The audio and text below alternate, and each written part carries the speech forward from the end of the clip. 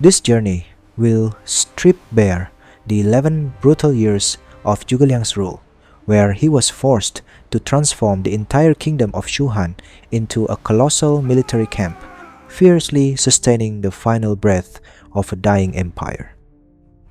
In the coming minutes, we will unearth the truth from the surviving household registers of Shu Han. We will align that grim tally of human lives with the Chu Biao decree of the year 227, measure the merciless incline of the Qinling Mountains, and prove through historical text that the 6 northern expeditions were never a romantic quest for unification. They were the most ruthless martial law mandate of the 3rd century, erected to suppress a fracturing realm from within.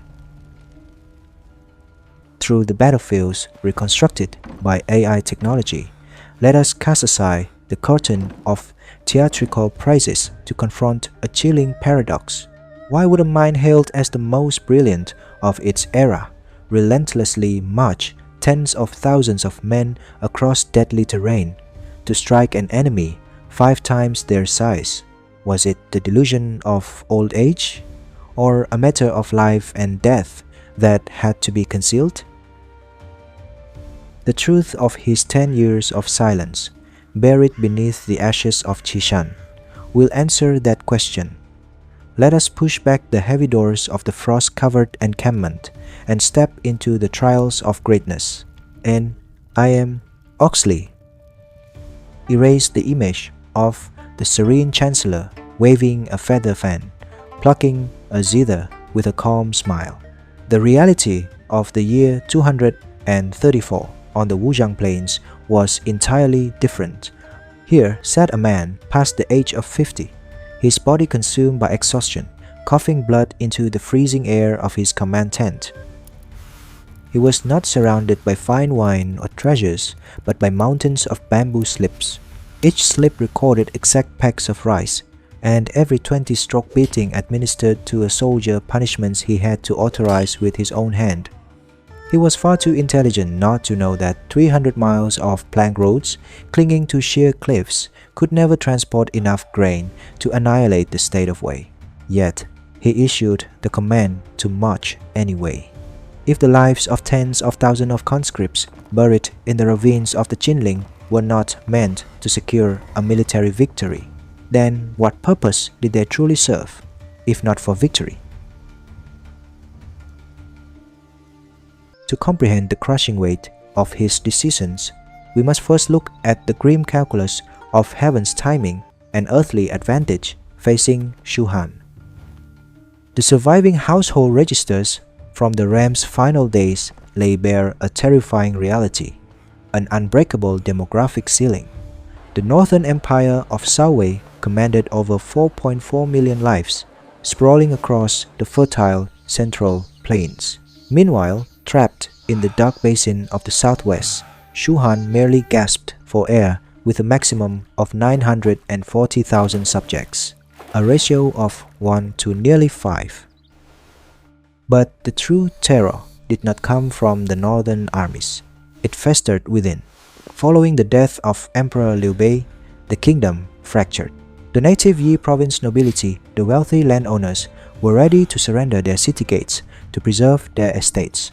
Meanwhile, the exiled elite from Jing province, Zhuge Liang's faction, faced the imminent threat of being stripped of all power, or worse, eradicated entirely. To survive this internal collapse, he had to direct the bloodshed outward. To fund a colossal war machine with such a crippled population, the Chancellor orchestrated a financial maneuver centuries ahead of its time. Recognizing that he could not manifest grain out of thin air, he redefined the very concept of value within his borders. The imperial forges began casting the Jibai Wuju, a single copper coin, legally bound to hold the value of 100 standard pieces. This was not mere desperation. It was a stroke of macroeconomic genius. Through this absolute monetary control, the court systematically channeled the hoarded wealth, grain, and silk from the defiant Yi province estates directly into the military's granaries. Zhuge Liang effectively shackled the domestic aristocracy, funding a continental war by draining the treasuries of the very nobles who sought to surrender.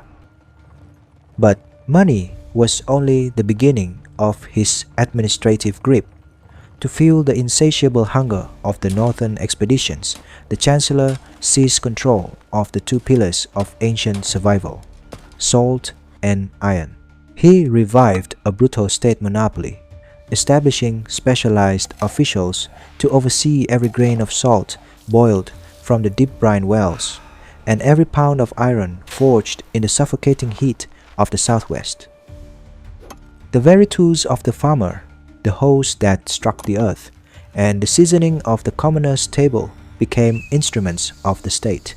This was a total war economy that reached into the smallest, darkest households, converting the basic labor of the peasantry directly into the iron spearheads and heavy armor of the vanguard.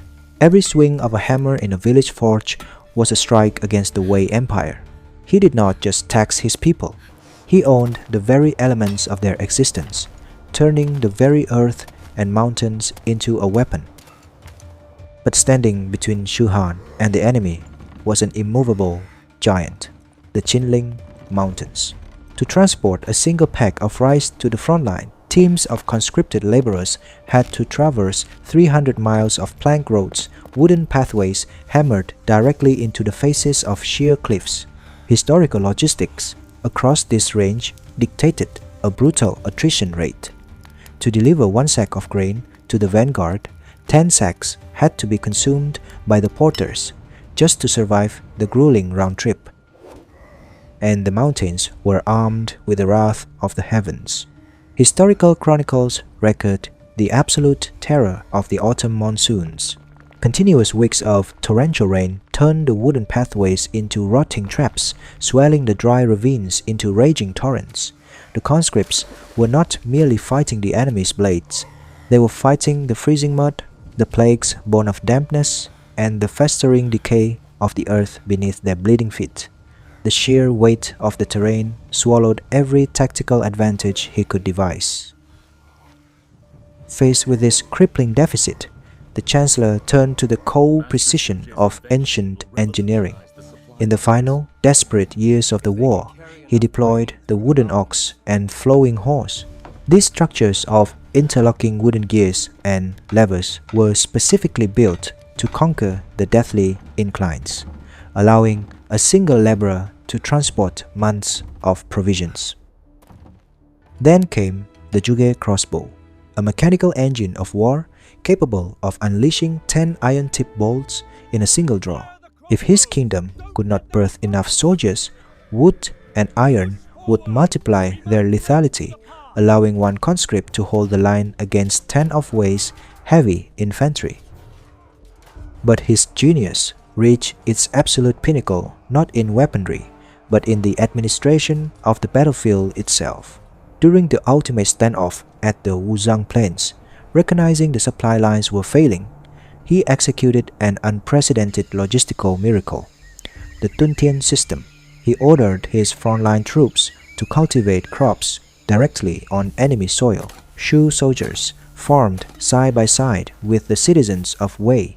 So terrifying was his discipline and so profound was his authority that his hungry army harvested the fields without seizing a single unauthorized blade of grass from the native populace. He fought a war of extermination with the poise of a saint. The gears of war were completely locked into place. The survival space of Shu Han was rapidly closing. Zhuge Liang knew with absolute certainty, if he halted the army to rebuild the agrarian economy, the defiant landowners would tear his court apart before the enemy banners ever appeared on the horizon. The 6 northern expeditions were no longer an option of conquest. They were the only iron chains keeping the empire from disintegrating into dust. Here lies the most chilling truth of the Three Kingdoms era, buried deep beneath the administrative records of Shu Han. The 6 northern expeditions across the Xishan Mountains were never a military strategy to conquer the Central Plains.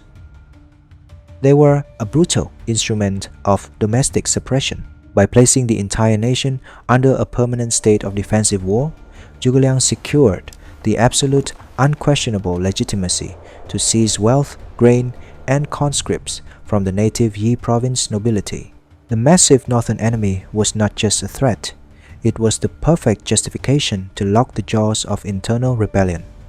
War outside the borders was the only way to enforce absolute obedience within. In the year 227, he submitted the renowned Chu Shibiao.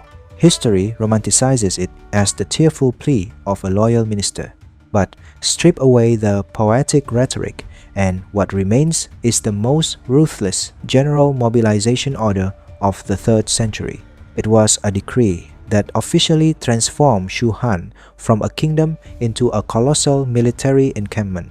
To sustain this perpetual war machine, he enacted a terrifying blood tax. Out of roughly 900,000 citizens, over 100,000 were drafted.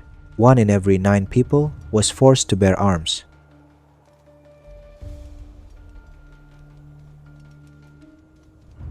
The atmosphere within Shu Han was one of chilling, mandated silence. Unlike their rivals in Wei and Wu, the Chancellor's administration intentionally refused to establish an official office of history. There were no court historians to record the descent of the native nobles or the cries of the conscripted mothers. This was not an administrative oversight, it was a strategic erasure. By controlling the narrative of the present, he ensured that the only voice echoing through the ravines was the call to march. To enforce this silence, he bound the realm in the unforgiving chains of the Shuke, the Code of Shu. He did not rule by royal whim, but by a flawless, terrifying scale of justice. A general retreating without orders and a porter dropping a sack of grain faced the exact same cold execution. The kingdom became a silent machinery of obedience, where the suffering of the commoners left no trace in the official bamboo scrolls. We are left to reconstruct their agony only through the cold accounting of their grain, the fading ink of their mobilization orders, and the blood dried upon the executioner's blade. To fund this, the civilian economy was offered as a sacrifice on the altar of the throne. Women were securely shackled to their looms, forced to weave Shu brocade night after night, transforming threads of silk into the currency that bought foreign war horses. Meanwhile, the men were driven onto the wooden plank roads, carrying sacks of rice until their spines shattered against the cliffs. This was his fatal pivot. And it was not mere theory. The native elite, hoarding their grain in the fertile basin, vehemently resisted this endless war. In the year 231, the tension shattered. During the 4th expedition, the co-regent Li Yan, the highest representative of the native landholders, was stripped of all military authority and exiled under the pretext of delaying rations. This was not a simple political dispute. It was a hostile takeover of the domestic treasury. The internal opposition was entirely decapitated. To maintain this suffocating grip without tearing the realm apart, he wielded the iron-forged laws of Shuke. Punishments were severe, yet applied with terrifying equality. He executed his own favored generals for failures on the battlefield, just as coldly as he flogged the lowest conscripts. Terror was administered with flawless justice. Zhuge Liang was not a tyrant by nature. He was a profound scholar who understood the immense suffering of his people. Yet, the grim calculus of his era offered no compromises. To prevent the collapse of the Han dynasty and protect his exiled faction from certain slaughter, he had to sign the death warrant for his own populace. He traded the blood and sweat of the commoners for the sheer survival of the imperial structure. His humanity was torn apart by an impossible choice, forcing him to become the iron-fisted warden of a dying empire, rather than the benevolent ruler of a conquered one. The ultimate toll for such absolute power was not settled in gold. It was extracted directly from the flesh and blood of the Chancellor. The origins of this crushing burden trace back 12 years to the fortress of Baidi. There, the dying Emperor Liu Bei entrusted him with a fractured realm. It was not merely a political handover. It was a spiritual shackle. To honor that vow, and to ensure this brutal machinery of martial law did not shatter from within, Zhuge Liang had to monopolize every fragment of punitive and administrative authority. Across the battle lines, his northern rival, Sima Yi, understood this fatal flaw. Sima Yi did not fight with swords. He weaponized the passage of time. The historical records recount a chilling evaluation when Sima Yi interrogated a Shu envoy. He ignored military matters, asking only of the Chancellor's sleep and diet. The physical records revealed a fatal erosion. Every punishment of 20 strokes or more had to be personally reviewed and sealed by the Chancellor, yet his daily ration of food had dwindled to a mere 3 shang of rice. Hearing this, Sima Yi coldly declared to his generals, "He eats too little and manages too much. How can he last? A human body cannot outlast the grinding gears of a state." He was being hollowed out by the sheer weight of the crown he bore for another. Sima Yi understood that time was his most lethal lieutenant. He was a master of the demographic siege. He knew that for every day he remained behind his earthen fortifications, the economic arteries of Shu Han were being bled dry. He calculated the crushing burden of the Qinling trails and the diminishing yields of the Shu brocade looms. As the Chancellor's lungs deteriorated, his tactics grew increasingly desperate. In a final attempt to force a confrontation, he sent an emissary to Sima Yi, delivering a humiliating gift, a set of women's mourning garments. It was a calculated insult to enrage the Wei generals into charging the open field. He was begging for a decisive slaughter. But Sima Yi swallowed the humiliation, accepting the silk garments with a calm smile. He did not need to break the Chancellor's formations. He only had to wait for the internal collapse of an empire overextending its lifeblood. The mountain refused to move. Sima Yi fought with the cold patience of a stone, knowing perfectly well that his opponent's brilliance was the very flame consuming the last firewood of his kingdom. By the autumn of the year 234, the cold winds and dense fog of the Wuzang plains became the final witnesses to this tragedy. There was no miraculous 7-star lamp to alter his fate. There was no magic to bend the heavens. There was only a skeletal frame, completely depleted after 11 years of single-handedly carrying a massive war machine on his back. Yet, before his brush finally slipped from his fingers, he submitted his last memorial to the emperor regarding his personal estate. After over a decade of supreme dictatorship, holding the power to seize the wealth of an entire province, he left his family exactly 800 mulberry trees and 15 acres of barren land. No hoarded gold, no hidden manors. He wielded the terrifying tyranny of a warlord, but lived with the spotless purity of an ascetic monk. This absolute incorruptibility was the ultimate reason why the native populace, the very people he had taxed and conscripted, so ruthlessly wept for him for generations. When the brush hit the floor, it was not just a man who died. The iron chains holding Shu Han together snapped, and the signal fires along the Qinling Mountains slowly extinguished into the freezing night. Yet, even as his pulse faded, his final calculation was not for his own legacy, but for the flesh and blood of his men.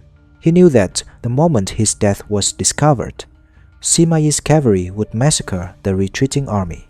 Thus, he left behind one final barricade, a lifeless wooden effigy of himself wearing his crane mantle, seated quietly upon a rolling chariot. As the Wei vanguard charged through the fog, they saw the silhouette of the Chancellor, still holding his feather fan. Terror seized them. This silent, wooden shadow paralyzed Sima Yi's pursuing forces, buying enough time for tens of thousands of exhausted Shu soldiers to safely cross the mountain paths one last time.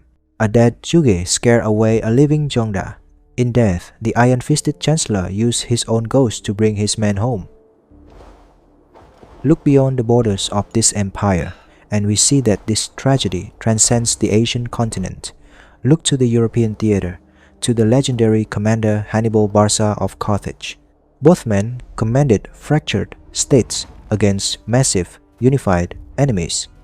Both forced their armies across unforgiving mountains, the Alps and the Qinling, and both deployed peerless intellect to forcibly sustain the final breaths of a crumbling empire. This is the ultimate rule of humanity.